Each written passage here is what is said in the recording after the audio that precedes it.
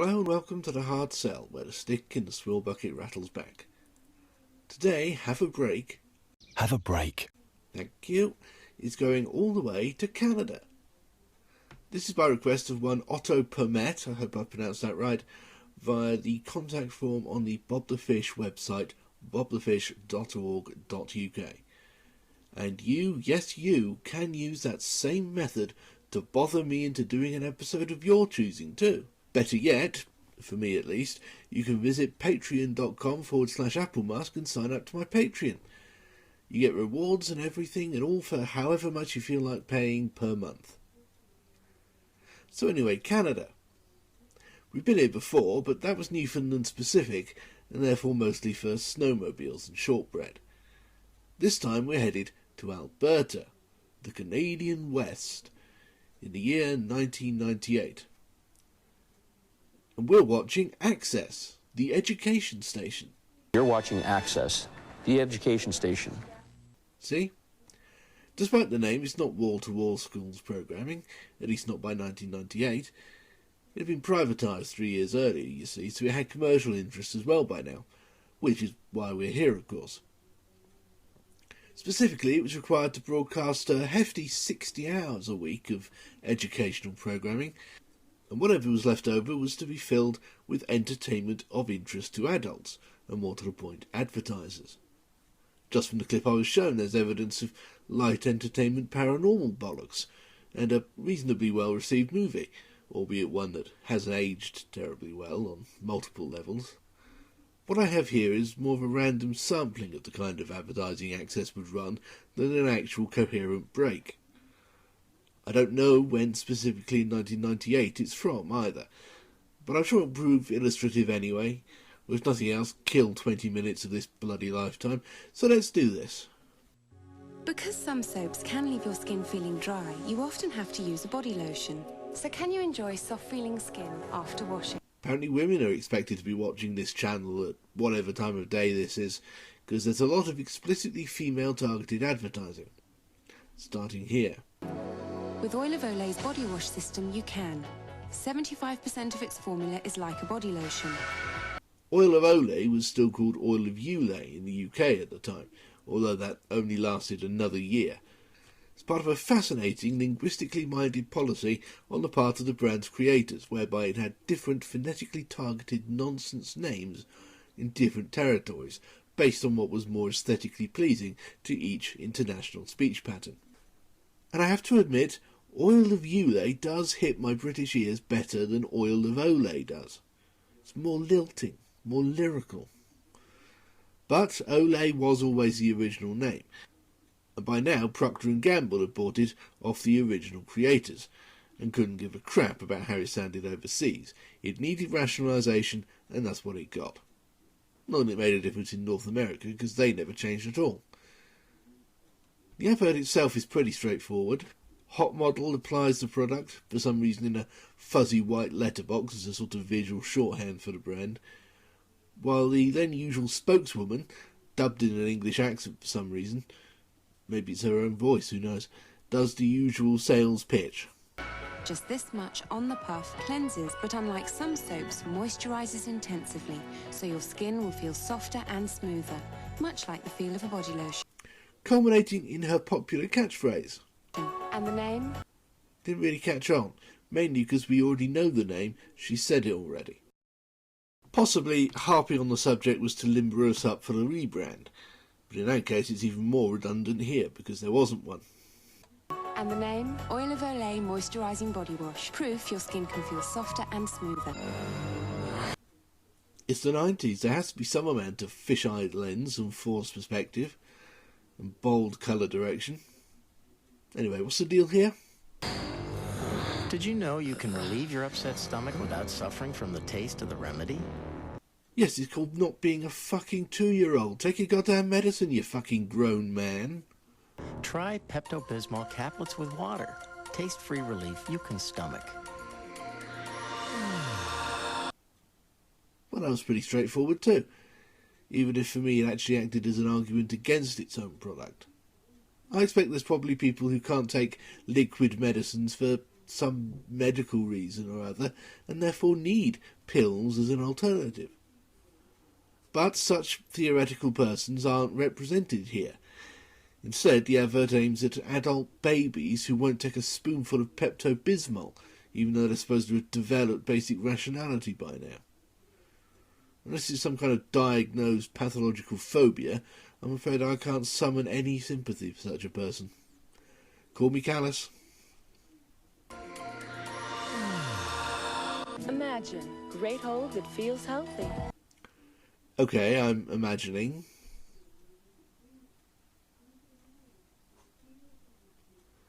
Introducing new Pantene hairspray with Elastase, a new flexible holding ingredient. Unlike some hairsprays that can be sticky, this new Pantene holds without all that stickiness. Try this new Pantene hairspray with Elastase. Yes, more cosmetics aimed explicitly at the ladies.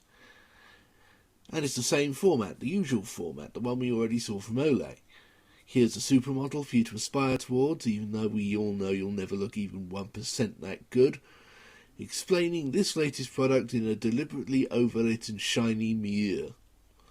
Here's the science bit, where we detail whatever completely bollocks and made up wonder chemical is in this one and what it supposedly does, which it almost certainly doesn't, and indeed which is probably impossible. Here's the slogan, fuck you, buy some. Every cosmetics advert in the late 90s from every company of every type, from skin cream to hairspray to makeup, followed that format and were therefore completely identical. L'Oreal eventually took the lead by weaponising their long-standing slogan, because you're worth it. The adverts themselves were still the same, still followed the same format, but the repetition ad nauseum of that phrase and its derivatives made it stand out. Anyway, next is more lady things. In fact, in many ways the ultimate lady thing. Climb in and get cozy? I can get into that. And I'm not about to let a big, bulky pad get in the way. See? Nowhere is it more obvious how male-driven the advertising industry is, or at least was, than in the advertising of menstrual aids. Something many men still don't understand and don't care to, and just find gross and weird. As if we don't have unique bodily functions and secretions and genital secrets of our own. The advertising industry traditionally contains a lot of such men, and even in the 90s, very few women. And in the 90s, those that were there tended to have to masculinise themselves and their worldview in order to achieve some level of success. I'm afraid Peggy Olson was something of an outlier. All of which means that when advertising for panty liners and tampons and the like finally became acceptable in the mid-80s and mainstream in the 90s, it was unavoidably male perspectives leading the way. Here's an attractive model in silk pyjamas lying on a bed in a luxurious penthouse apartment, delivering sexually loaded dialogue to the camera. Climb in and get cozy? Because the advertisers can't think of anything else to do with the product for young women. And then she spoils the come-hither atmosphere by mentioning her bleeding vagina. Well, indirectly. Indirect is really the watchword here. As I said, menstruation is gross and weird and icky, and we don't like to think about it. However, we, as in we making this advert, have to. And worse yet, next is the science bit, where we have to show how the pad works. So I started using new Always Ultra Thin overnights. When I lie down, they cover where my regular pad misses. They're longer front to back with wings that cover side to side, so I get better protection where I need it. Soft felt-tip looking lines, pastel shades, and of course a single drop of blue liquid to represent that nasty menstrual blood that we don't want to have to allude to any more directly than that. This is the closest any panty liner advert comes, or did at the time, to actually acknowledging what they're for. Nowhere in the dialogue or voiceover would its actual utility ever be made explicit. Even the word period isn't used if they can help it, and they usually could. It wasn't originally taboo, but one of the earliest Tampax adverts had Courtney Cox use it 3 whole times, and it just grossed everyone out, so they never did it again for well over a decade. And they're this thin. This is an idea I'm very comfortable with. In summary, girls are icky. New Always Ultra Thin Overnights. Better overnight protection. From what? Okay, let's move on from all this woke feminist nonsense and get some Y chromosomes in this episode before we all start dyeing our hair and, I don't know, treating our fellow human beings with kindness and respect. That seems to be the main objection when things are described as woke. Anyway, here's another advert. More bills. More forced perspective, too. No dinners out this month. Out where? You appear to live in a white void. Insert your own Canada joke here.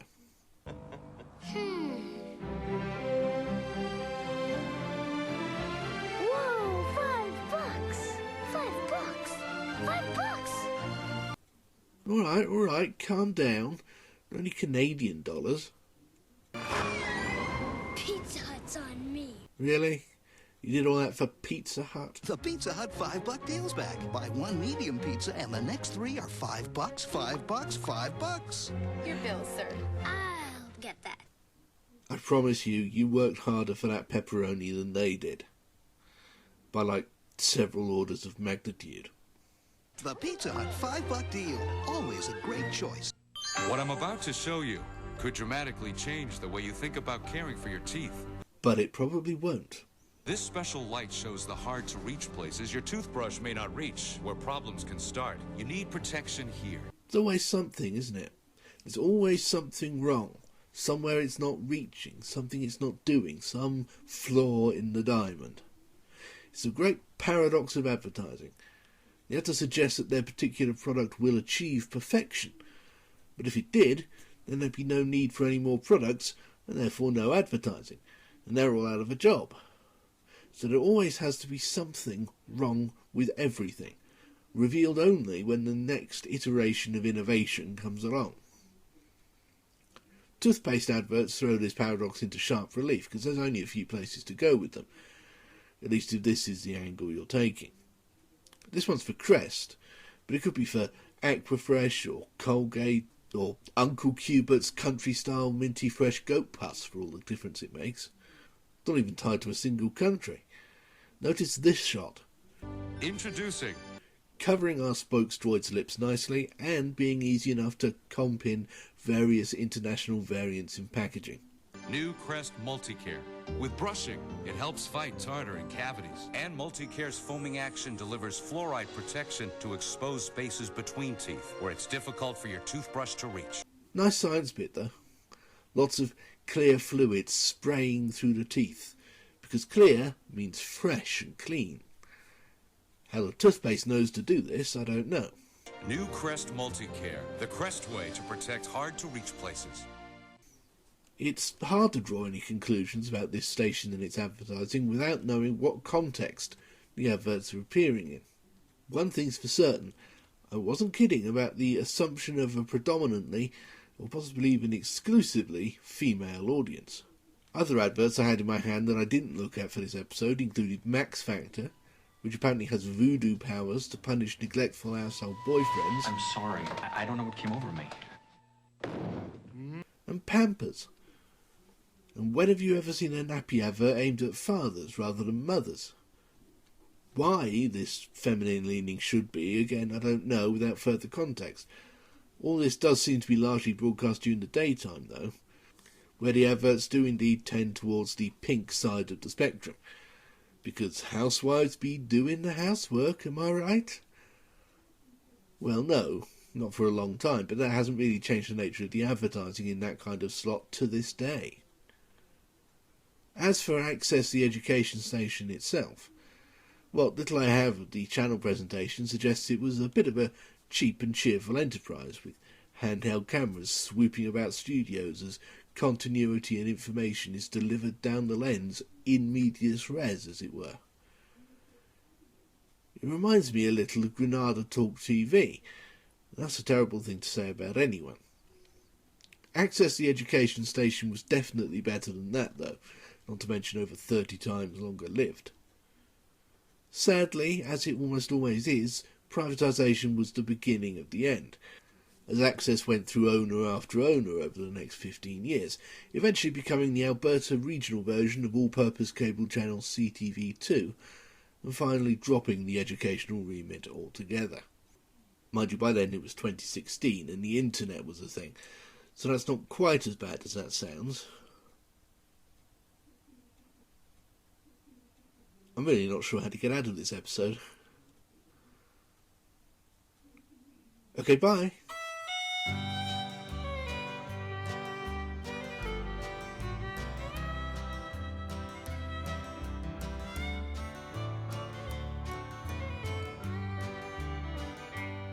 Alberta means so much to me every time I play. My old guitar, a melody, a song. And Rose, I know you're waiting out Alberta way for me to come back home and settle down. Alberta Rose, I miss you. The ranch, the rolling foothills far away, and the songs of old Alberta, I sing them every day. Rose, I'm coming home to stay.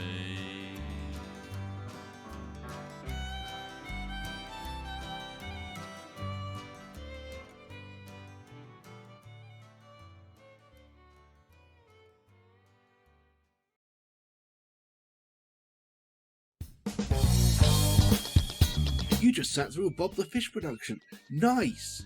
If you haven't already, you absolutely must check out bobthefish.org.uk. Literally hundreds more videos not unlike that one, adding up to days worth of entertainment and all absolutely free. But if you're not a cold-hearted skinflint, you can always support us on Patreon. For as little as anything at all, you can make programs like the one you just watched possible in the first place, and become eligible for bonus material such as glimpses of the book I'm writing about the BBC, monthly riffings on random commercial breaks, the complete archives of the angry political satire magazine Two Sons, and even the odd very occasional bonus video essay unavailable anywhere else. If nothing else, you should prevent me from starving and or freezing to death in the foreseeable future, so that'd be nice. No pressure or anything. bobthefish.org.uk. You make it what it is.